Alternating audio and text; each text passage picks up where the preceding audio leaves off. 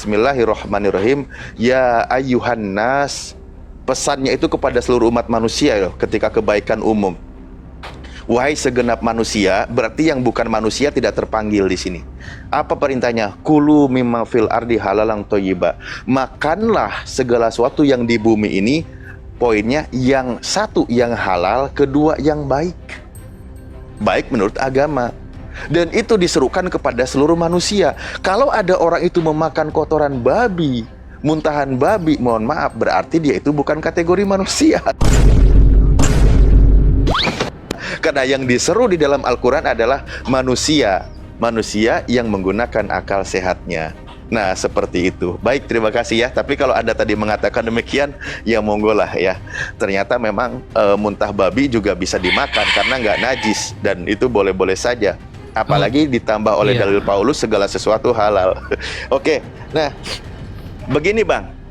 Saya mungkin akan lanjut ngobrol dengan Abang. Abang kan tidak menuhankan sosok Yesus, namun Abang lebih percaya Yesus itu sebagai utusan. Saya itu teringat di dalam Yohanes 14 ya. Yohanes 14 ayat 27 kalau nggak salah. Saya bukakan dulu ya. Saya bacakan. Yohanes 14:27. Di situ Yesus berkata begini. Damai sejahtera kutinggalkan bagimu, damai sejahteraku kuberikan kepadamu, dan apa yang kuberikan tidak seperti yang diberikan oleh dunia kepadamu. Janganlah gelisah dan gentar hatimu. Ini kata Yesus. Yesus berkata, damai sejahtera yang diwariskan oleh Yesus. Dan kalau saya melihat terjemahannya menggunakan bahasa Arab, apa bunyinya? Salaman atruku lakum. Damai sejahtera ternyata menggunakan kata salaman. Ternyata kalau dibuka lagi dalam bahasa Ibrani-nya ketika Yesus mengajar di tengah bangsa Yahudi yang notabene menggunakan bahasa Ibrani, dalam bahasa Ibrani-nya salom. Ternyata yang diwariskan oleh Yesus itu tentang ajaran damai sejahtera, tentang salom atau tentang salam atau tentang Islam. Sementara di dalam Islam diajarkan wallahu yad'ung ila daris salam. Allah mengajak manusia menuju kampung kedamaian, damai sejahtera.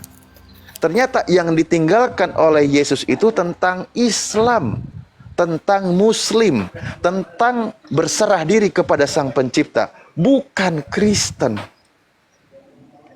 Yesus meninggalkan ajaran salom, ajaran salam, ajaran Islam, ajaran kedamaian, bukan Kristen. Itu yang diwariskan oleh Yesus. Pertama ya. Nah, lalu banyak sebenarnya. Saya punya pertanyaan untuk Anda. Itu tadi ya, boleh Anda cerna, boleh Anda baca, baik dari bahasa Ibrani, baik dari bahasa Arab, atau dalam bahasa Indonesia. Karena kata sejahtera, kata damai sejahtera, itu bahasa Arabnya adalah salam. Nah, seperti itu. Yesus berkata Bang, di Matius 21:43. Anda kan tadi percaya terhadap Yesus sebagai nabi, sebagai utusan Tuhan. Berarti Anda juga harus percaya terhadap pernyataan Yesus. Percaya juga terhadap nubuatan yang diucapkan oleh Yesus. Di dalam Matius 21 nomor 43 kata Yesus begini. Bahwa sebab itu aku berkata kepadamu, kerajaan Tuhan akan dicabut daripadamu dan akan diberikan kepada bangsa lain yang akan menghasilkan buah kerajaan. Itu pernyataan Yesus. Terjemahan lain mengatakan lebih lengkapnya bisa kita pahami, hak istimewa sebagai umat Tuhan dicabut dari bangsa Yahudi akan diberikan kepada bangsa lain, di mana bangsa itu akan menjalankan perintah Tuhan. Jadi setelah Yesus datang, Yesus mengabarkan hak istimewa bangsa Yahudi sudah selesai. Diberikan kepada bangsa lain, di mana bangsa itu menjalankan perintah Tuhan. Saya minta pertanyaan untuk Anda. Bangsa mana yang memenuhi nubuatan Yesus ini? Anda kan pengikut Yesus. Anda harus percaya terhadap pernyataan Yesus. Silakan. Maaf Pak Ustadz, bangsa dalam hal ini apa? Maksudnya keyakinan atau bangsa yang sebenarnya? Yang sebenarnya Pak Ustadz. Anda kan iya, bangsa itu umat bangsa. Nah, Yesus, kan Anda percaya terhadap omongan Yesus. Ya. Anda percaya Yesus nabi. Anda percaya terhadap nubuatan Yesus. Yesus menubuatkan hak istimewa sudah diambil dari bangsa Yahudi, diberikan kepada bangsa lain, di mana bangsa itu akan menjalankan perintah Tuhan. Pertanyaan saya, bangsa mana yang menggenapi pernyataan Yesus? Maksudnya di sini umat ya Pak Ustadz? Iya, umat. Tentunya. Umat Muslim mungkin ya Pak Ustadz? Loh, Anda berpikir dulu. Saya tidak mau terkesan bahwa saya menggiring ke sana. Saya kasih kesempatan kepada Anda untuk mencari jawaban. Oke Pak Ustadz. Iya, kalau siap, Anda siap. tidak punya jawabannya, izinkan kami mencari jawaban, gitu loh. Karena pernyataan Yesus ini harus digenapi, kan gitu. Ya, di Matius 21 ayat 43 itu kan yang berbunyi. Iya. Karena itu aku akan berkata kepadamu bahwa kerajaan Allah akan diambil daripadamu dan akan diberikan kepada suatu bangsa yang akan menghasilkan buah kerajaan itu. Nah, ayat ini merupakan bagian dari perumpamaan Yesus tentang penggarap kebun anggur yang jahat. Dalam perumpamaan ini Yesus membandingkan para pemimpin agama Israel dengan para penyewa kebun anggur. Ya, seperti itu Pastor. Loh iya, pertanyaan saya, kalau dicabut dari kalangan bangsa Yahudi, lalu kata Yesus diberikan kepada bangsa lain, bangsa mana yang menggenapi pernyataan Yesus ini? Ada nggak?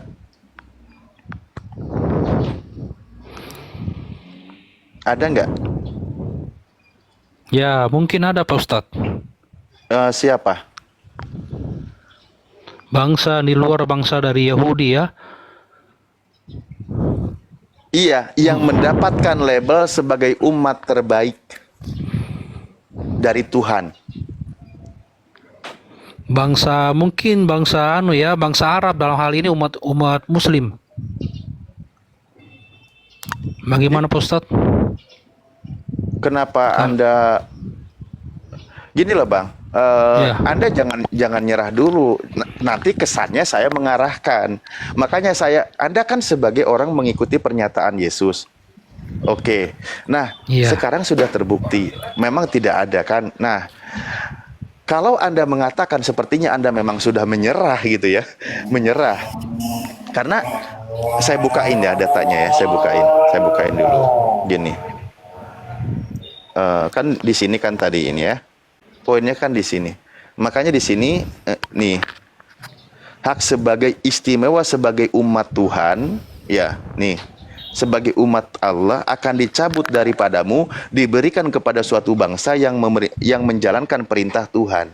Berarti dari bangsa Yahudi sudah dicabut, diberikan kepada bangsa lain, kan gitu.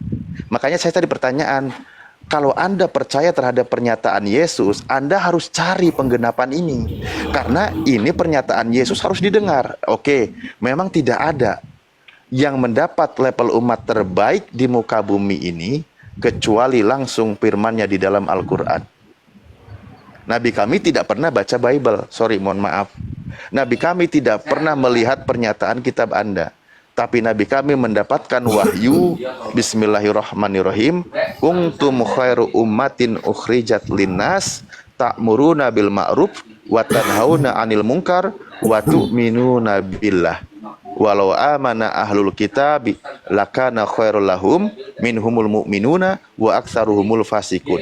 Saya tertarik dengan ayat ini. Apa di sini? Kamu umat Islam adalah umat terbaik yang dilahirkan untuk manusia.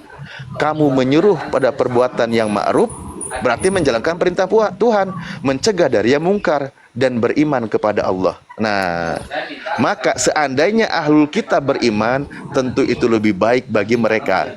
Seandainya mereka beriman, karena mendapat level umat terbaik sudah diberikan kepada umat Islam. Sayang sekali di antara mereka kebanyakan yang fasik, yang nolak. Oke, kalau Anda mendengar perkataan Yesus, maka mestinya Anda mendengarkan, mengikuti nubuatan, dan yang menggenapinya siapa. Begitu. Baik, baik Ustadz. Iya, jawabannya itu sudah jelas ya, yang tadi aku katakan tadi. Mungkin Pak Ustadz ada yang mau ditambahkan. Kalau untuk aku sih itu jawabannya itu ya, Pak Ustadz. Iya. Terus, ya. Terus pertanyaan lanjutannya seperti ini Pak Ustadz ya. Apakah di ayat yang menghalalkan sebuah makanan itu berasal dari kata-kata Yesus sendiri, ataukah ayat ini disalahartikan oleh umat Kristen itu sendiri Pak Ustadz? Dengan narasi yang statement aku yang tentang di Matius 5 ayat 11 tadi Pak Ustadz. Silakan. Itu kan berkaitan dengan cuci tangan. Gini loh, di kalangan bangsa Yahudi itu sudah paham konteks mana yang haram, mana yang halal, itu sudah paham patokannya seperti apa. Bukan berarti semuanya itu dihalalkan oleh dia, bukan. Tapi itu berkaitan tentang cuci tangan, nanti berkaitan juga dengan patokannya sudah ada. Ini ada Uni, mungkin lanjut aja sama Uni ya. Saya Uni Ripa monitor. Jadi gitu ya, Bang, tadi siapa, Bang Woleng? Silahkan. Oke, kita siap, hanya siap. berdiskusi. Siap, Bang. Ya, kenapa saya berani menyatakan ayat ini? Karena tadi Anda sudah sebagian membuka kebenaran. Bagaimana ketika Anda sudah mengatakan bahwa anak manusia itu bukan Tuhan, gitu kan? Anak manusia itu bukan Tuhan, dia itu sebagai utusan Tuhan. Loh, Anda sudah menggunakan akal sehat, tinggal dibimbing untuk arahnya kemana gitu. Ini di sini ada noise, khawatir saya masuk, jadi saya izin tutup mic. Lanjut yang lain. Oke, lanjut Bang Datuk. Ya, ini ada salib terbalik ini. Ya, gimana lagi ya? Iya, kok salibnya terbalik ya? Ini terbalik, Ustaz. Satanik. Ditanya dulu Pak Ustadz, Bang Datuk, keluhannya itu apa itu? Jangan saya nanya ini. Ya, iya. Tapi dia nggak mau dibilang satanik. Gimana pula ini? Ada yang salah dengan satanik, Alekiab? Cek. Datuk, Datuk, kalau salib terbalik itu salib Petrus itu tidak masalah. Hoax terus. Karena pengharapan dari Petrus, kalau Yesus yang adalah Tuhan itu salib, ya seperti yang kita lihat. Enggak, masalahnya di banyak yang memakai bahwa salib terbalik itu adalah salib gereja satanik. Iya betul. Oh iya, tapi tidak seperti itu. Ya, Kalau ada salib patah seperti kayak metal, ya kan? Gambarnya seperti itu, itu mengarah kepada satanik. Enggak, saya punya fotonya. Ini. Silakan. Jadi gini. Kalau kita cenderung kepada iblis, kita akan lebih condong kepada iblis. Kalau kita condong kepada berpengharapan, rendah hati, tidak layak, yaitu condong kepada Petrus. Ini kan salib terbalik kan?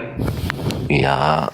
Oh sama itu, iya sama logonya sama laki itu. Iya, tadi kan sudah dijelaskan. Kalau kau condong kepada iblis, ya nggak ada masalah. Kalau Aliran satanik ini, aliran satanik. Kita nggak ada condong, cuma pertanyaannya begini loh, Rakiab. Karena ya, ketika di kau dalam memunculkan data itu, artinya ada kecenderunganmu ke arah situ. Nggak apa-apa, nggak ada masalah itu. Nah, ada sebuah narasi bahkan dari Kristen sendiri yang mengatakan bahwa salib terbalik itu adalah lambangnya iblis. Orang dalam gangguan jiwa. Antikris. Berarti dia condong ke arah antikris. Ya, bukan saya yang bilang kalau, ya. Saya pernah kalau kemarin dia ngomong condong dengan ke arah seseorang. Petrus, manusia dengan rendah hati, Iya, tidak iya, iya, layak. iya. Nggak apa-apa Iya, iya. juga. Oke, laki apa Makanya dulu? ada Saya dua rambut dulu saudara aspek. saya ini. Goldian, assalamualaikum Gol. Waalaikumsalam, standby. Lanjut. Lanjut. Kami cuma penjaga gawang di sini. Kami persilakan tamu-tamu kami di sini untuk. Silakan. Lanjut dulu. Begini. Halo. Ustaz Arif, silakan. Ya, begini aku mau menambahkan sedikit narasi aku yang tadi nih. Ya, Silakan. kebetulan ada oteng-oteng di sini ya. Ya, jadi ayat di Matius 5 ayat 11 inilah ya yang memperbolehkan umat Kristen hampir di seluruh dunia boleh makan dan minum seenak hati mereka. Karena ayat di Matius 5 ayat 11 inilah maka penyesatan itu terjadi. Jadi seperti itu, silakan. Kau juga oten weleng. Waduh, gimana? Kan juga weleng. Jadi gini, Iya. Oteng Biar yang gua sudah cari tersadarkan, komen. Bang. setengah oten nih. Raja Mentari. Weleng itu Weleng itu oten naturalisasi. Jadi begini bang, aku ini Kristen yang sudah tersadarkan ya dan tidak lagi menuhankan manusia yang bernama Yesus itu sebagai Tuhan, tapi beliau hanyalah seorang nabi atau utusan, sama Nah, coba kau seperti jelaskan nabi-nabi dulu. yang lainnya. Jadi seperti itu bang. Iya, jika Weleng, jelaskan weleng. dulu pencipta mencoba Pakai weleng. paspor apa kamu? Paspor apa kamu? Passwordnya 666. Kelihatan itu. Satanik. Nah, Iya, itu iya. Bang Laki itu Betul, tahu Bang. itu. Dia kan tahu itu. Dia kan password Laki Weleng. 666 antikris. Oke, ya, saya hanya simak saja dulu. Ya silakan kalau dulu, kita silakan. sudah Kristen. Jam dulu, Jong. Silakan weleng Ya, ya. antara weleng dengan laki-laki Oke. dulu, silakan. Biar kondusif kamalnya. Assalamualaikum Nurifa. Mungkin belum ready kali. Belum mau dia salat. Oh, sholat. Oke ya, saya jelaskan ya, Ion dan Laki Up. Kalian jangan terguncang, Weleng ini. Orang-orang kayak dia ini sudah banyak saya temukan yang tidak lagi mentuhankan Yesus. Ya kayak Bu Netral, Ski Crypto, banyak sekali. Teman-teman saya di sini juga begitu ya, yang ketemu offline ya. Mereka Iya. lagi sudah gak percaya lagi Yesus Tuhan. Tapi nggak ngerti menjelaskan pencipta itu, kan makin kacau. Gak ngerti gimana bro. Buktinya. Coba kau tanya dia, bisa nggak menjelaskan pencipta dia? Coba. Enggak, begini. Enggak, bukan soal itu dulu. Soal mentuhankan Bukan Yesus. soal itu gimana? Nggak Begini. ngerti dia. Kau tanya dulu biar dia. sama Coba Weleng. jelaskan kau Biar berteologi sama kau Weleng. dulu weleng. Coba. Apa yang Anda tanyakan Laki Up apa? Apa yang Anda tanyakan ke Weleng Ray? Pak Ustadz, Laki Up itu artinya kesyukuran itu. lanjut. Berteologi kau dulu. Ceritakan dulu tentang Tuhan. Coba pencipta. Halo ya, bagaimana Bang Laki? Sesuai namanya Laki, tapi orangnya apakah Laki atau tidak? Laki Up. Bahasa Medannya kucing kurap tuh. Lanjut. Ya, sebenarnya aku mau menambahkan dulu, bertanya dulu dengan narasi aku yang tadi itu Bang. Di Matius 5 ayat 11 itu. Ya.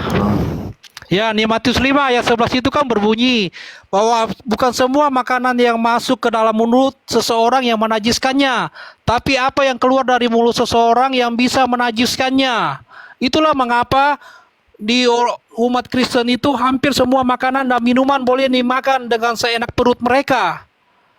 Ya, karena ayat di Matius 5 ayat 11 inilah patokannya itu, Bang.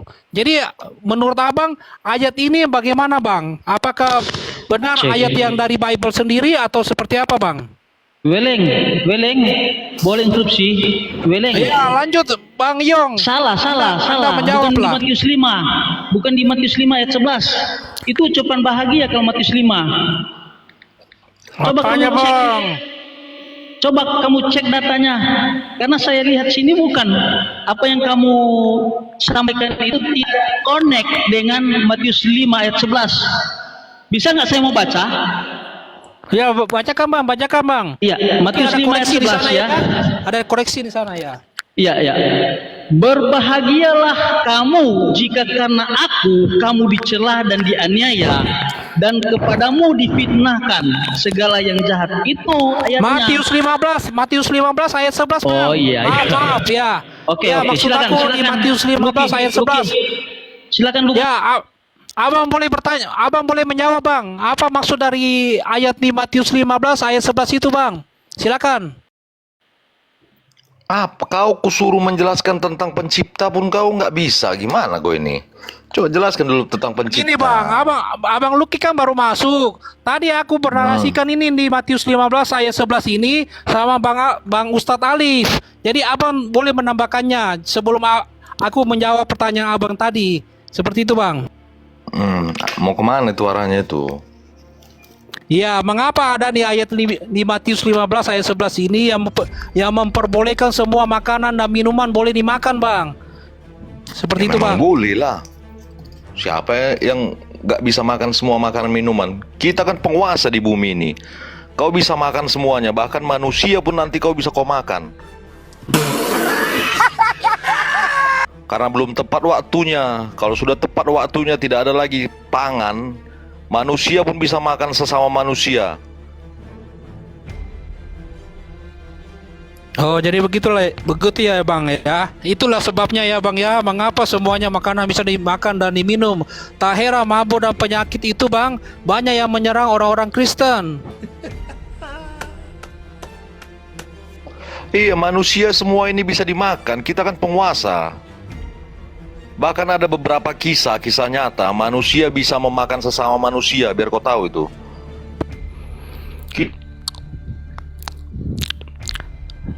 Jadi seperti ini Bang, kadang di Bible itu sendiri mengatakan Bang, di Lukas 16 ayat 10 sampai 11, jika kamu tidak setia pada hal-hal kecil, maka kamu pun tidak akan setia pada hal-hal besar.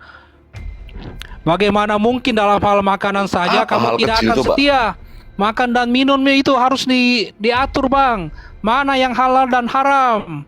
Bagaimana kamu bisa setia pada hal-hal besar jika makan dan minum pun kamu tidak tahu mana yang baik dan mana yang benar. Seperti itu Bang. Makan minum dilarang, gimana makan minum? Makan minuman itu tergantung geografis tempat. Begini loh Bang, maksud aku begini Bang.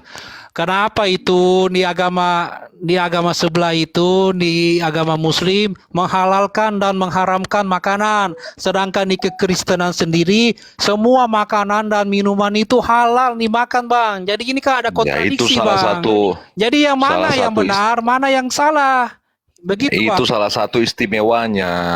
Artinya dia tidak berpatokan kepada, tidak mengcopy paste ajaran yang lama. Jadi Kalau menurut berbicara Abang makanan Lucky, minuman itu sudah ada pada perjanjian lama. ya. Jadi kalau dikatakan Kristen itu lebih istimewa. Pak Bobon tidak salah dengar. Aspek makanan tidak lagi dibahas secara intisari, esensi, substansi, sudah bergeser dari arah situ. Itu keistimewaannya. Tapi kalau ada ajaran yang mengarahkan, mengcopy paste ajaran sebelumnya, itu jangan dibilang ajaran istimewa. Bilang aja ajaran copy paste. Jadi kalau ada daging manusia dimasak boleh dimakan ya? Gitu. Jadi kalau ada daging manusia dimasak boleh dimakan? Ya makan. Ya memang orang Kristen itu selalu aneh, harus aneh. Kalau belum aneh belum orang Kristen namanya. Makanya saudara harus aneh. Boleh Paman. Karena di ayat Matius 15 ini ya Bang Datuk. Nyong dengar Nyong, dengar Nyong. Boleh dasarnya di ayat ini Bang. Buat maluoten aja nih si laki nih. Makanya di ayat ini, di Matius 15 ini ayat yang sesat ini. Enggak istimewa itu. Enggak, Artinya inilah ayat yang baru. sesat di Bible itu sendiri. Ya kan sudah gue bilang itu ajaran yang baru, bukan ajaran copy paste, ajaran yang sudah ada lalu direvisi, diubah-ubah, bukan. Lakiap, di mana Bible mengatakan makan bagi manusia di mana? Ya kalian yang memframing seperti itu, yang memperbolehkan itu. Kan itu. Ada ayatnya lah. Ada ayatnya.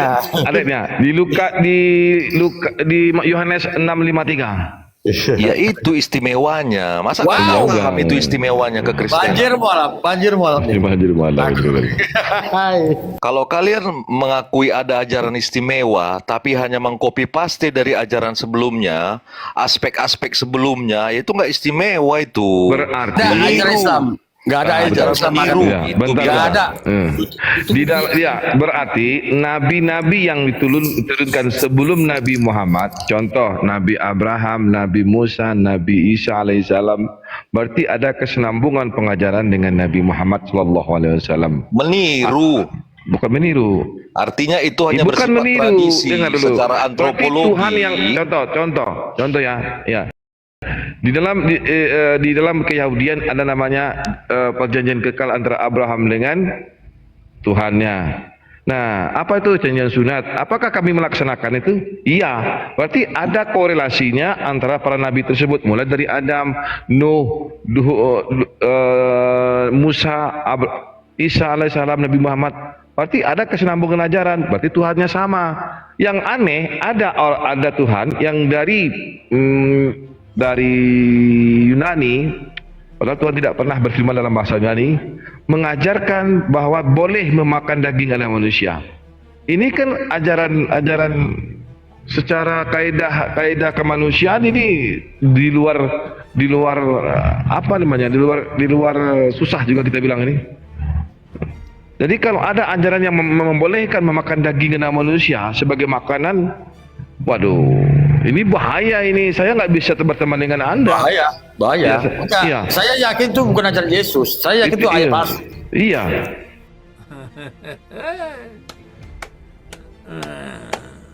Pasti Yesus tidak pernah mengajarkan. Padahal Yesus mengatakan, aku datang bukan untuk meniadakan hukum Taurat, tapi untuk menggenapinya. Di dalam hukum Taurat tidak pernah diajarkan bahwa memakan dan meminum darah manusia. Tidak ada. Betul. Yesus saja murtad kok kalian bilang Yesus tidak Ini. mana kalian ini? Jadi sebentar begini Bang Datuk. Reng. Tapi Nyong. ini adalah perkataan dari Yesus Kristus itu sendiri, Bang Datuk. Di Matius 15 ayat 11 yang mengatakan bahwa semua makanan dan minuman bisa kamu makan. Ya bisa. Apakah ayat di Matius ini juga adalah ayat yang ditambah-tambahkan atau dikurang-kurangi? Bagaimana Bang Datuk menurut Anda? Semua. Bang Waleng, bentar dulu Bang Waleng. Kalau sudah diolah semua bisa kau makan. Sila Aki A mengatakan Yesus murtad. Benar nih? Benar lah, orang kalian aja menganggap Yesus itu patuh kepada hukum Taurat. Dia sudah melanggar itu. Nah, iya. Berarti Sila Aki A menganggap bahwa Yesus itu seorang murtad karena dia membatalkan hukum Taurat, gitu saya. Iya. Inilah Kristen kadrun. Itu masalah. Lanjutlah Bapak Waleng. Saya diam dulu. Iya. Jadi patokan kekristenan tentang makan B2, makanan apa saja dan minum apa saja berpatokan dari ayat di Matius 15 ayat 11 ini ya. Ini adalah ayat yang benar-benar menyesatkan umat kekristenan itu sendiri. Ya, Apa yang disesatkan dari situ, dari soal makan minuman? Semua bisa kau makan kalau sudah diolah. Iya, ini maksud abang tentang makanan dan minuman halal dan haram itu di Islam itu adalah ajaran yang salah. Seperti itu, Bang. Bukan salah, itu berarti tidak istimewa. Sudah ada ajaran sebelumnya. Domba, penipu dalam nama agama. Artinya hanya meniru. Istimewanya Kristen sudah tidak membahas itu lagi. Berarti istimewa, berbeda aspek. Nggak ada sejarah macam begitu.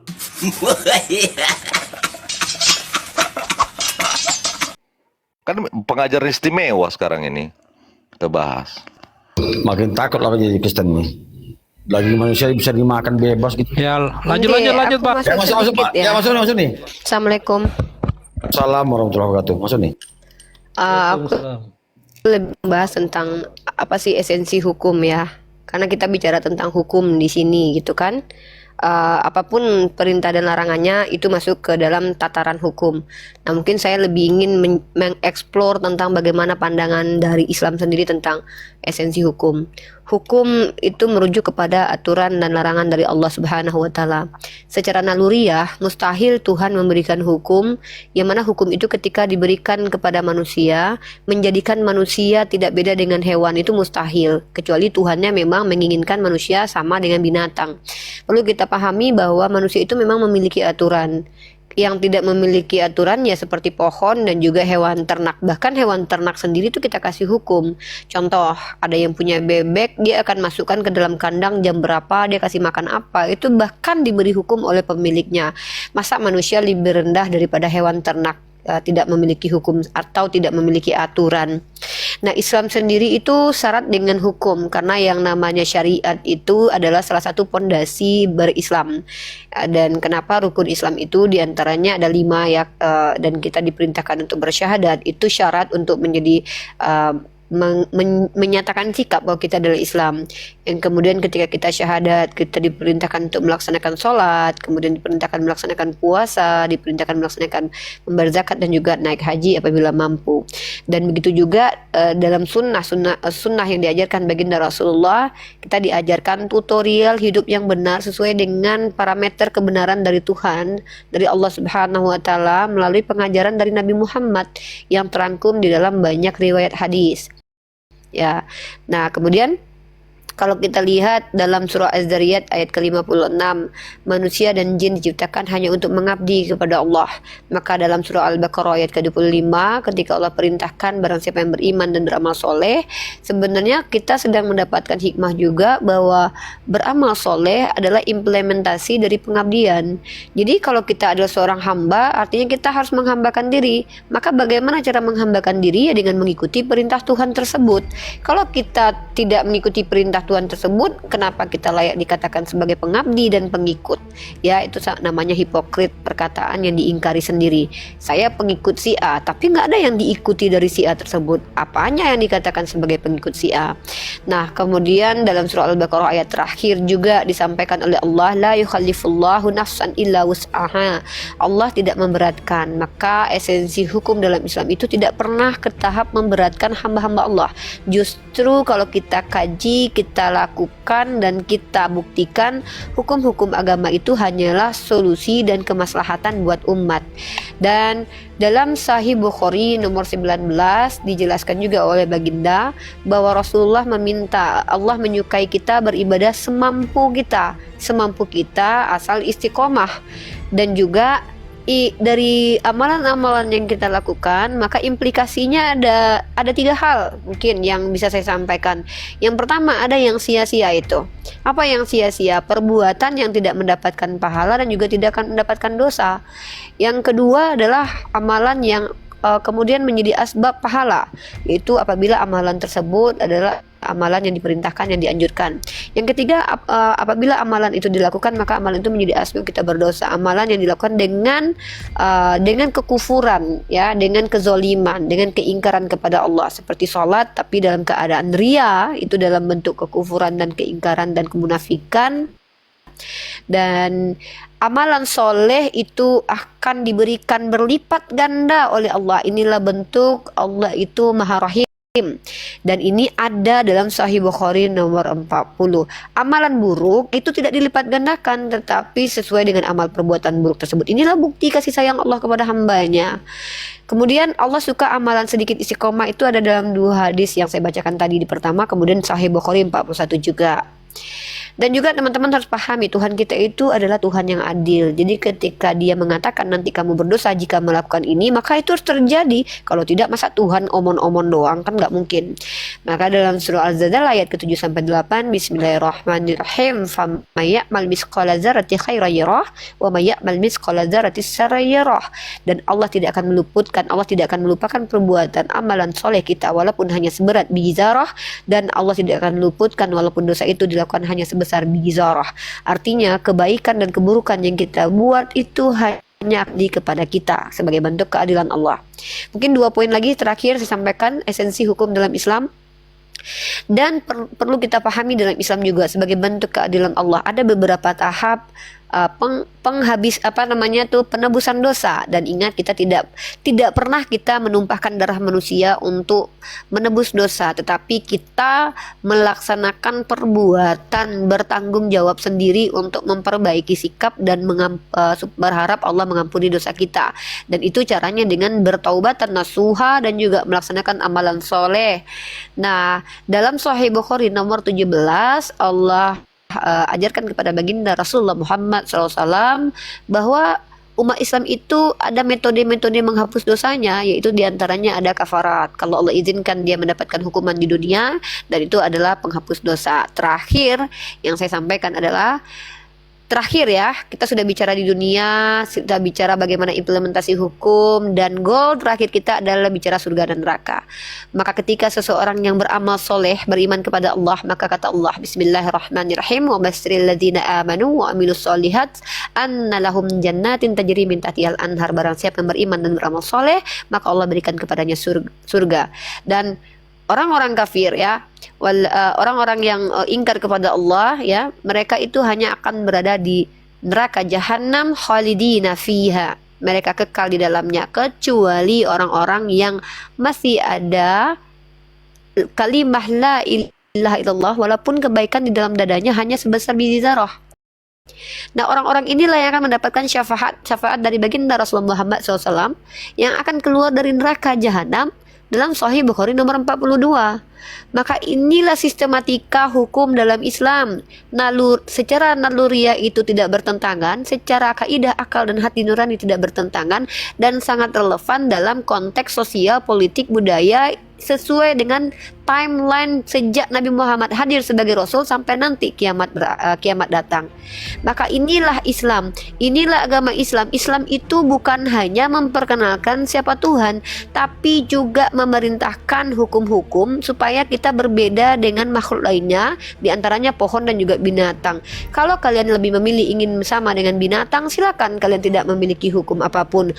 Umur pernikahan anak kalian terserah, kalian mau nikah dengan siapapun perempuan nggak ada aturan, kalian nanti mati juga nggak ada aturan, kalian nanti juga menikah suka-suka, maka tidak ada bedanya dengan binatang. Sementara kita adalah manusia dicintai oleh Allah, diciptakan dengan sebaik-baiknya bentuk.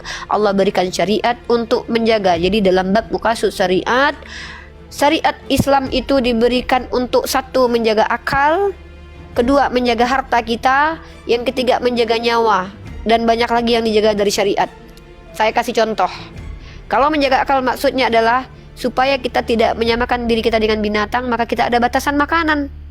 Supaya kita itu punya berbeda dengan binatang, kita ada rasa malu. Itu namanya syariat, menjaga akal. Agar kita tidak melampaui batas. Bisa manusia ini menjadi kehewan-hewanan? Bisa, kalau tidak diberikan batas. Maka menjaga nyawa apa? Yaitu dengan hukum qisas, agar tidak mudah orang menghabisi nyawa orang lain. Menjaga harta apa? Agar ada hukuman bagi para pencuri, supaya tidak gampang orang mengambil hak milik orang lain. Inilah esensi Islam yang saya sistematikan dalam waktu sekian detik, yang saya kaji cukup lama, tapi saya coba sampaikan dalam sekian detik, yang mungkin kalau saya sekolah atau kuliah di fakultas saya dapatnya tuh 1 SKS gitu. Dan mudah-mudahan ini bermanfaat buat teman-teman Kristen. Sebagai komparasi dan perbandingan, tolong jelaskan esensi hukum dalam agama kalian, untuk apa Tuhan berikan, bagaimana kemudian hukum itu dijalankan, dan apa konsekuensi kalau tidak dilakukan, dan apa konsekuensi kalau dilakukan. 4 pertanyaan saya, silakan dijawab. Kalau kalian tidak bisa menjawab, tidak masalah. Tetapi wahai saudaraku, kenapa saya bertanya begitu? Untuk membandingkan mana agama yang rahmatan lil alamin, mana agama yang tidak memiliki aturan begitu. Sekian, silakan bertanya buat umat Kristen terkait tentang hukum saja. Saya spesifik membahas tentang ini untuk kali ini dulu. Lanjut. Terima kasih, saudara. Silakan. Siapa dulu nih dari pihak Kristen? Noah Pasaribu, silakan. Aku. Kalian baik cakap. Apa beda manusia dengan hewan? Kira-kira. Ada yang bisa jawab? Oke. Saya akan jelaskan. Dalam kaidah filsafat atau ilmu mantik, manusia itu masuk klasifikasi hewan yang disebut dengan, dalam bahasa Arabnya, manusia adalah hayawanun natik. Jadi manusia itu adalah masuk klasifikasi hewan yang berpikir. Perbedaan kita dengan hewan adalah kita memiliki pikiran dan hati nurani, tetapi hewan memiliki insting. Insting adalah kebiasaan yang berulang yang dilakukan oleh satu hewan karena mereka tidak berpikir. Lalu apa yang membuat kita terbukti berpikir? Dengan adanya hukum. Kalau kita berpikir tidak ada hukum, apa bedanya kita dengan hewan? Tidak ada bedanya sama sekali. Justru dengan adanya hukum, implementasikan hukum itu bukti kalau kita memiliki akal dan pikiran. Ya, itu perbedaan kita dengan binatang atau hewan. Allah. Pada hewan juga ada akal, pada hewan juga ada pikiran, pada hewan ada kecerdasan, ada IQ, ada empati, ada EQ. Bawakan dalilnya, bawakan data jurnal ilmiah bahwa hewan memiliki komponen yang Anda sebutkan barusan, memiliki akal, memiliki komponen kecerdasan. Saya minta jurnal ilmiahnya dan tolong yang dimaksud dengan kecerdasan hewan itu seperti apa, akal seperti apa, dan tolong skolar mana yang menyebutkan, analisis seperti apa yang mereka uji sehingga mereka bisa membuktikan hewan punya akal. Silakan. Nggak ada persiapanku. Goblok. Tapi fungsi akal apa kira-kira? Saran saya Enggak, kalau fungsi ada akal orang apa yang kira-kira? ingin membantah argumen saya, akal itu kemampuan, brother. Yang berfungsi Kemampuan itu untuk- otak, ya. kemampuan Alat untuk apa? itu adalah otak untuk Pelan-pelan, berpikir. akal itu kemampuan untuk apa? Kamu tercandu-candu sama kamu nanya. Jangan jadikan saya sama seperti Anda. Saya di sini bukan budak. Saya tidak mengikuti Anda. Saya adalah orang yang ditanya, yang menjawab Akal itu sesuai dengan adalah kemampuan saya. kemampuan. Biar ku jelaskan, kalau kau nggak bisa Kalau menjelaskan, Anda biar ku punya jelaskan. data, Anda boleh sama saya TikTok. Kalau Anda Datanya di tidak punya kepalaku data, semua. jangan berani-beraninya. Saya Datanya di tidak kepalaku berhak untuk semua. mengikuti orang yang mengklaim punya data di kepala, dan kamu tidak berhak untuk didengarkan kalau kamu bukan Kok siapa-siapa. nggak berhak didengarkan? Coba saya tanya sama Manusia kamu itu dulu. justru manusia kamu dulu siapa? ketika mengambil Kamu siapa? opini orang lain. Tidak bisa menyimpulkan apa dari kamu penglihatan, siapa? pengamatan, Iya, keadaan. kamu siapa? Artinya Iya, kamu manusia siapa? dulu tidak akan bisa melakukan Saya hal tanya, itu. Hanya mengambil opini Ustadz orang Arif, lain. izin ya, Kepala. saya Jangan down nyerang grade pribadi, begini. jangan menyerang pribadi, ini diskusi. Siapa Ya. menyerang pribadi? Saya tanya dulu kredibilitasnya. Dibantah dengan Ustadz data, Arif, ya. Ustadz Arif izin ya, tolong diatur, tolong tanyakan kepada dia ini kredibilitasnya siapa sehingga dia layak untuk didengar. Kalau saya bisa menjawab. Saya mahasiswi yang mengkaji ilmu komunikasi penyiaran Islam yang juga 6 tahun bergelut dalam dialektika lintas iman, yang bertanya kepada banyak pendeta yang memiliki literasi untuk menjawab semua pertanyaan mereka. Kredibilitas saya itu seorang pelajar atau mahasiswi. Tolong ditanyakan kepada dia apa hak dan kredibilitasnya bicara. Bagaimana mungkin saya mendengarkan penjelasan bedah jantung dari tukang tambal ban? Ini kebodohan, Ustadz Arif. Izinkan saya untuk mendengarkan siapa dia, Ustadz Arif, sehingga saya tetap berada di Komal ini untuk mendengarkan ocehan orang ini. Kalau enggak saya nggak mau begini, ini yes. mempermalukan diri saya sendiri. Kita semua turun aja, kita nggak memiliki kompetensi. Ya udah, Luki, kau jawab. Mana ada kita kompetensi masing-masing. Sebutkan salah satu Silakan kompetensi host dan kalian. moderator sekali lagi sebutkan kredibilitas. Saya sudah menjelaskan tadi, mungkin telinga kamu kayaknya bermasalah. Nyungsep ke bawah. Jelaskan siapa kamu sehingga kami berhak mendengar, kamu layak didengarkan. Kami layak mendengarkan asumsi liar kamu. Siapa kamu? Oke, udah turun ya. Jadi mohon maaf teman-teman, umat Islam itu diperintahkan untuk berakal. Perintah kepada kita adalah afala yataqilun. Bahkan kata ulama kita, kalam ulama bagi kita adalah ibaratkan dalil bagi orang-orang para mufassir. Jadi kita ini berbicara menggunakan kalam ulama. Ulama itu siapa? Mereka yang berilmu. Saya boleh mengutip perkataan Aristoteles, saya boleh mengutip perkataan bahkan Johannes Damaskus sekalipun. Saya boleh mengutip perkataan dari Santo Aquinas sekalipun. Itu boleh dan sah-sah saja dalam ranah akademik. Ya, Tapi Uni kalau sudah kalian moderator. itu Uni. bukan orang. Uni sudah moderator, Uni. Kalau kalian adalah orang yang tidak pernah membaca satu literasi manapun, tiba-tiba kalian membawa opini ke depan publik tanpa belajar, siapa kalian?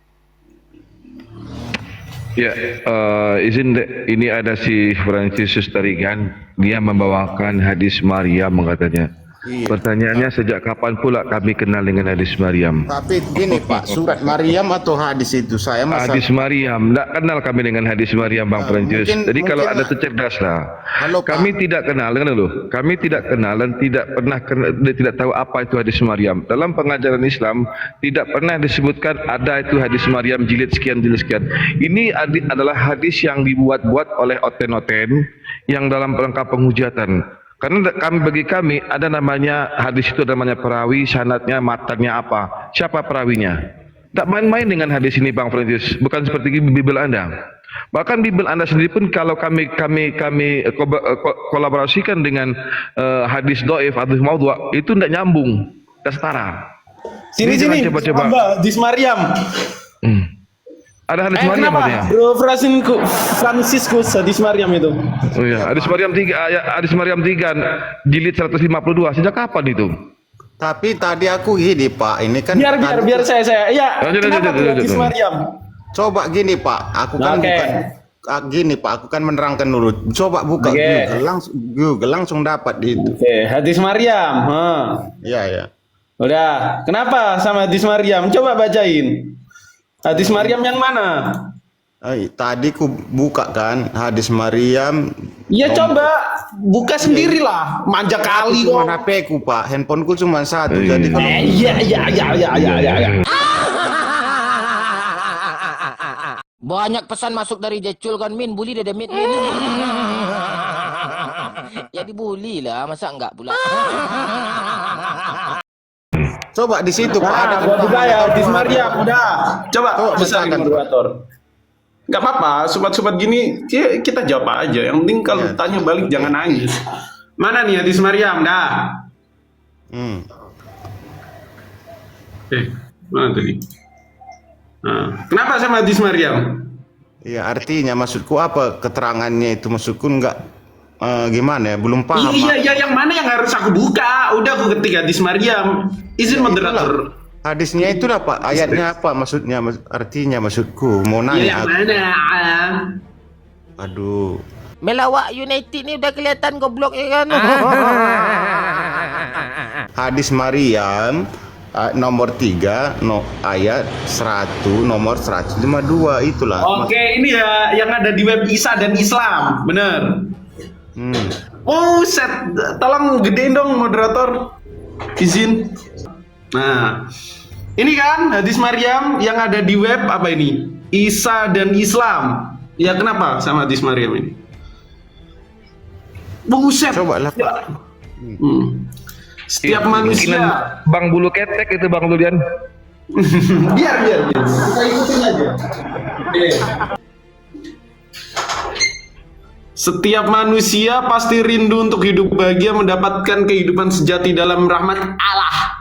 Hal ini juga menjadi kerinduan dari Nabi Islam. Namun benarkah Muhammad merindukan kehidupan Allah melalui Isa Al-Masih?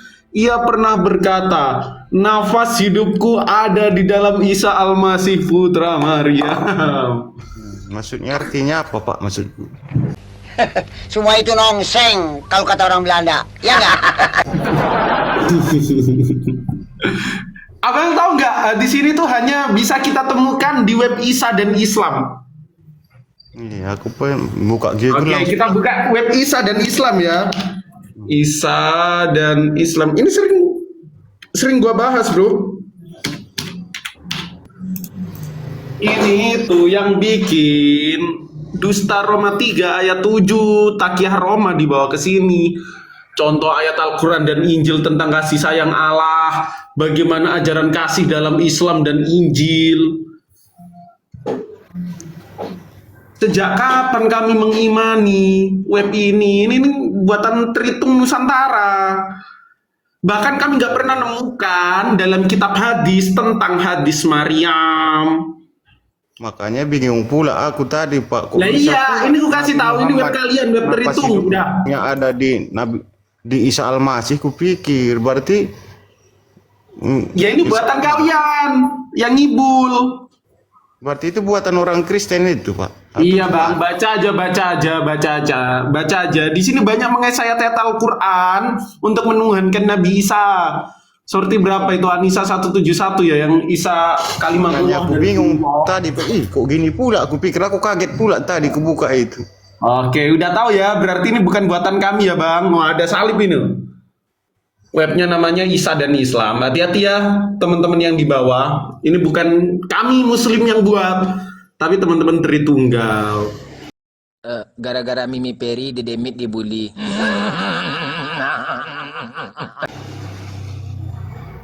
Jadi kami nggak pernah menemukan adanya hadis Maryam di dalam sudut pandang atau literatur Islam. Banyak ada yang jawab bahwa ini hadis maudhu, nggak ada di literatur Islam. Udah Bang, apalagi yang mau ditanya? Iya Pak, itu aja Pak. Maksudku tadi kayak mana ngartikannya, kok bisa gitu, itu aja tadi, kok kaget. Ya, kami pun juga bingung mengartikannya. Nggak pernah Nabi Muhammad bilang gitu.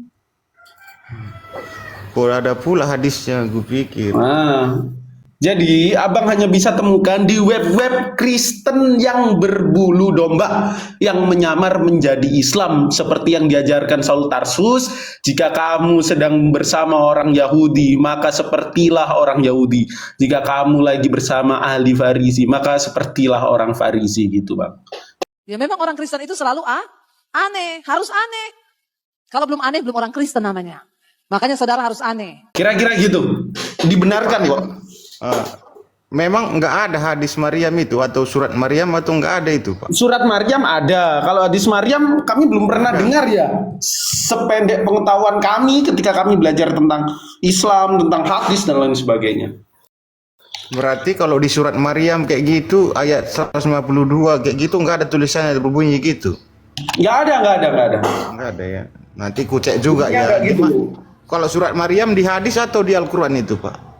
Surat Maryam diabadikan oleh Allah di Al-Quran. Ada nama khusus untuk menyebut Bunda Nabi Isa, surat Maryam. Surat Maryam ya. Coba nanti ku pelajari juga. Aku belajar juga tiap hari nih, Pak. Iya, belajar tentang Islam, Pak. Bener, Pak. Supaya makanya kaget aku tadi bisa pula Nabi Muhammad tergantungan napasnya sama Isa Al-Masih, ku pikir. Iya kan? Ini kan lelucon sudah basi. Ya, jadi surat Maryam ada, hadis Maryam nggak tahu, kami nggak pernah dengar, gitu loh Pak. Silakan yang lain mungkin. Waduh, kemana? Macet Bapak ini. Bertanya aja, teman-teman non-muslim itu bertanya saja. Insya Allah kita bantu untuk menemani kalian belajar tentang Islam. Ya, kalian bertanya saja. Kalau kalian mau membantah argumen kami, bawalah di sini data yang berupa antitesis. Kalian boleh merujuk kepada jurnal, website ya. Kalau bisa website yang memang kredibel lah gitu, website umum yang sering dipakai gitu, yang tidak tertolak di lembaga pendidikan ya. Dan kalian juga boleh kok menjawab dari kitab suci kalian, tidak masalah, asal kalian tidak mempelintirnya di hadapan kami, karena kami aja, jangankan Al-Quran kami, kita kalian pelintir depan kami nggak terima loh. Itu loh, saking kami menghormati kalian. Saran saya, kalian mending kalau awam bertanya saja. Kalau kalian memiliki kajian sendiri dan kalian sudah mengkaji, sudah menganalisis, sudah punya sumbernya, silakan. Ya, boleh tanya dong. Boleh. Islam Kristen? Kristen gua. Kristen? Ya. Oke, tanya apa bro? Gua mau tanya sama Ripa. Tadi gua dengar sempat dia bilang bahwa kami Islam ini menggunakan akal. Begitu ya Ripa? Ya, manusia itu harus menggunakan akal. Oke, pertanyaan saya, di mana akalmu atau akal yang mana yang kamu pakai ketika kamu percaya kepada perkataan orang yang tidak bisa baca? Oke, terima kasih. Justru dengan membuktikan kami percaya kepada orang yang tidak bisa membaca namun menghadirkan satu kitab suci yang mudah dihafal dan memiliki hukum-hukum yang sangat jelas dan relevan untuk kehidupan manusia sepanjang masa. Inilah bukti saya berakal. Yang namanya kebenaran itu ada yang disebut dengan teori kebenaran performa. Jadi kalau kita mendengarkan seseorang bicara, kita harus melihat orangnya kredibel atau tidak. Ketika ada seorang manusia yang tidak pernah berbohong, terbukti tidak pernah berbohong, tak terbantahkan bahwa dia tidak pernah berbohong, maka layak orang itu dipercaya. Karena apa alasan dia berbohong kalau dia seumur hidup tidak pernah berbohong? Ini namanya rasionalitas saya berfungsi. Nah, yang kedua adalah kalau ada orang yang bisa membaca hukum, bisa jadi orang itu tipu-tipu dari konsep orang lain yang dia curi. Kalau dia katakan dari dia, jadi itu bukan dari dia. Jadi harus diselidiki secara mendalam. Tapi kalau ada orang yang tidak pernah berbohong sama sekali, membawa sebuah hukum yang hukum itu teruji secara sepanjang masa relevan, saya justru nggak punya akal kalau saya nggak beriman, nggak percaya. Dia yang mati digantung adalah Tuhan, itu lebih lagi saya nggak punya akal.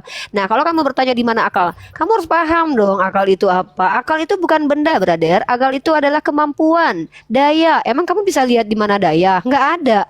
Yang bisa kamu uji adalah bahkan orang-orang yang menguji akal, menguji otak, fungsi otak, yaitu orang-orang neuroscience. Itu yang diuji bukan akalnya, Karena akal itu sesuatu yang nggak bisa kamu indra, tapi dipercayai keberadaannya. Yang diuji itu adalah otak. Dari otak itulah muncul kemampuan. Kamu menguji energi loh, kamu nggak bisa menguji daya loh, tapi kamu bisa mengukurnya dengan rumus-rumus. Ya, kalau kamu belajar fisika. Jadi, justru kami umat Islam ini menunjukkan bahwa kami berakal, percaya kepada orang yang tidak pernah berbohong dan tak terbukti seumur hidupnya berbohong, namun mampu menghadirkan hukum-hukum yang bahkan salah satu hadis riwayat yang disampaikan dari lisannya itu tercantum indah di Harvard. Ini orang keren banget nih. Keren. Boleh. Ini orang, bahkan semua itu terjadi dan bahkan divalidasi oleh jurnal ilmiah. Justru saya lah orang berakal, ya. Yang gak berakal itu yang menuhankan manusia yang mati di tiang salib dan bangga dan merayakan setiap tahun kematian orang itu dan dianggap sebagai Tuhan. Itu bagi Tuhan. Oke, baik, udah. Oke. Di sini adalah letak ambigu Muripa yang tidak mengerti membedakan akal dan iman. Saat kamu mengatakan tadi bahwa kami pada bukti bahwa dia tidak berbohong, kamu pakai akal yang mana dia tidak berbohong? Tidak ada di situ akal kamu bisa membuktikan. Kecuali kalau kamu katakan dia tidak berbohong, maka yang kamu pakai di situ iman, bukan akal. Kamu tidak bisa membedakan mana iman dan akal. Kamu campur. Disitulah letak ambigumu yang pertama. Kedua, kalau kamu bilang kami menuhankan manusia, ingat.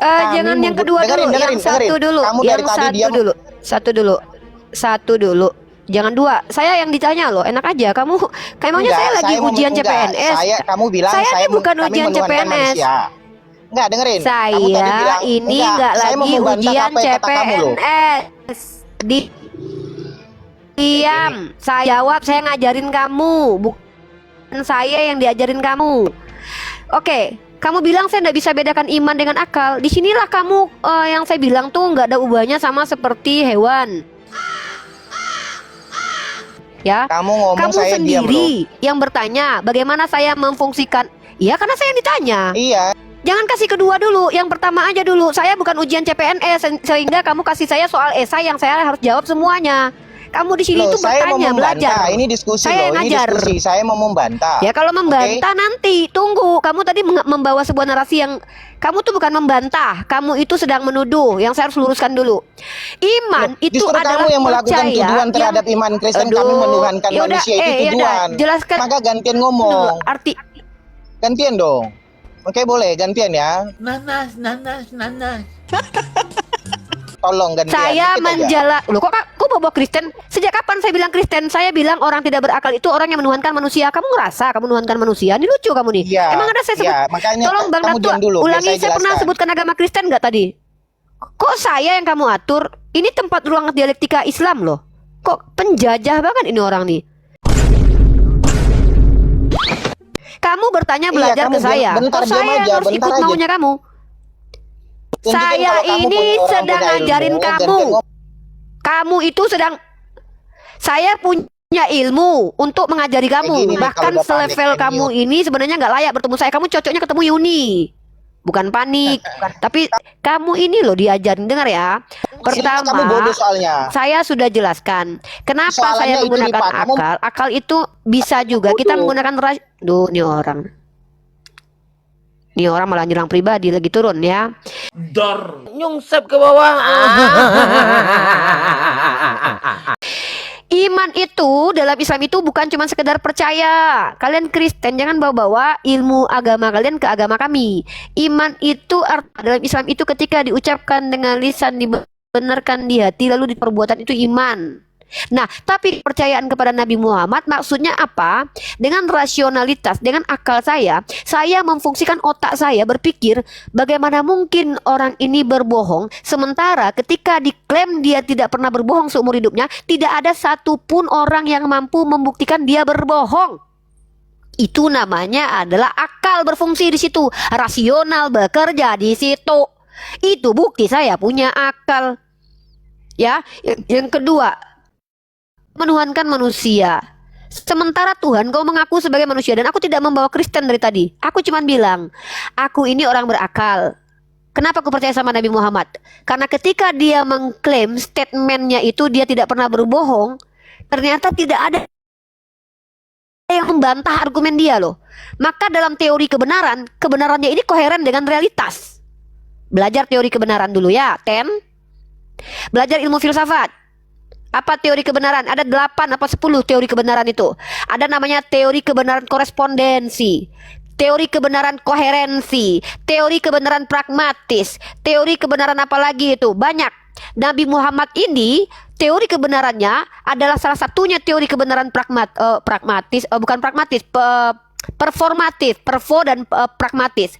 Ya, teori kebenaran yang dibawa Nabi Muhammad bisa juga disebut dengan coherence karena realitas konkretnya selama sepanjang 1400 tahun tidak ada yang bisa membantah statement beliau bahwa beliau tidak pernah berbohong. Paham nggak? Nah, inilah akal, daya kita, daya otak kita dipakai otak. Oh iya ya, dia kan bilang dia nggak pernah berbohong ya. Kalau seandainya dia ada seorang penjahat, seorang pendusta, harusnya ada tuh kayak Paulus tuh tertulis tuh, kalau karena kemuliaan Tuhan dustaku semakin kalau karena kemuliaan Tuhan dustaku semakin melimpah, karena dustaku kemuliaan Tuhan semakin melimpah, kenapa aku dihakimi? Itu dia berbohong. Kedua, saya bisa membuktikan Tuhanmu pernah berbohong. Dalam kitab Lukas pasal 24 nomor 46 ada tertulis demikian, tahu-tahu tidak ada tertulis. Saya bisa membuktikan Tuhanmu saja berbohong. Nah, selama sepanjang masa Rasulullah itu dibenci banyak orang yang kafir, banyak yang coba meruntuhkan ajaran yang dia bawa. Tidak ada satupun yang mampu mematahkan argumentasi bahwa dia mengklaim dirinya tidak pernah berbohong. Artinya teori kebenaran yang diusung beliau ini dalam klasifikasi teori kebenaran ada teori kebenaran koherens, karena koherens dengan realitas. Tidak ada yang membantah, tidak ada yang mampu bantah.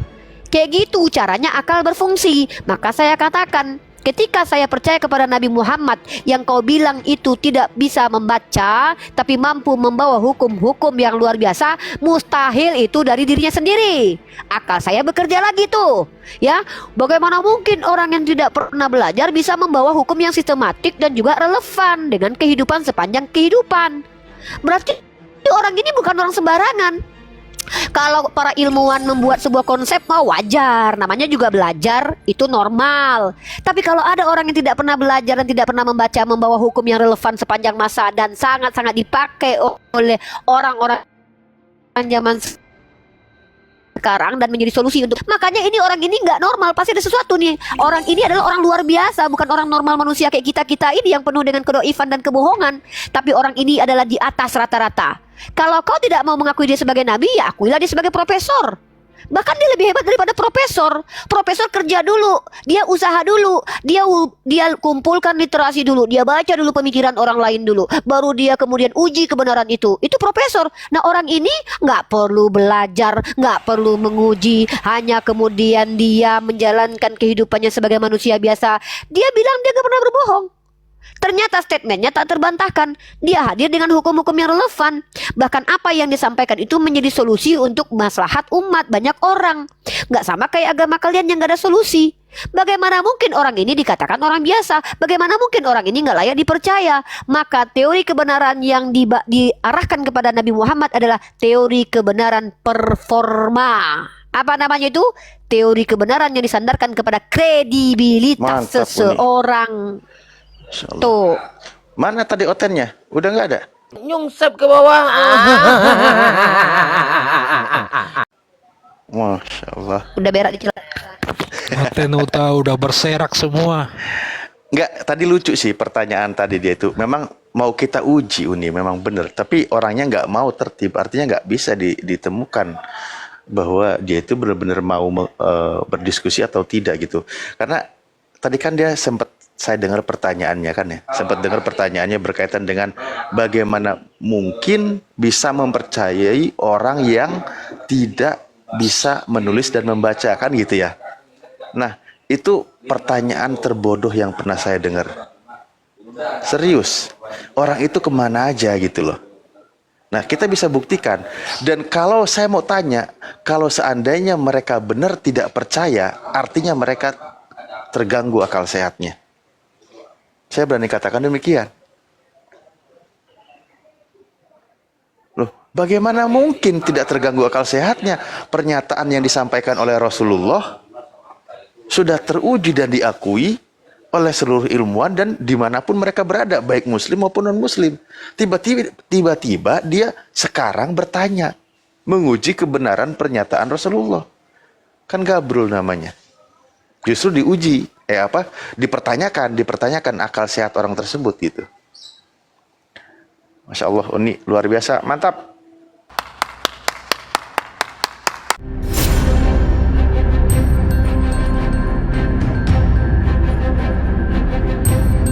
The religion of Jesus was Islam.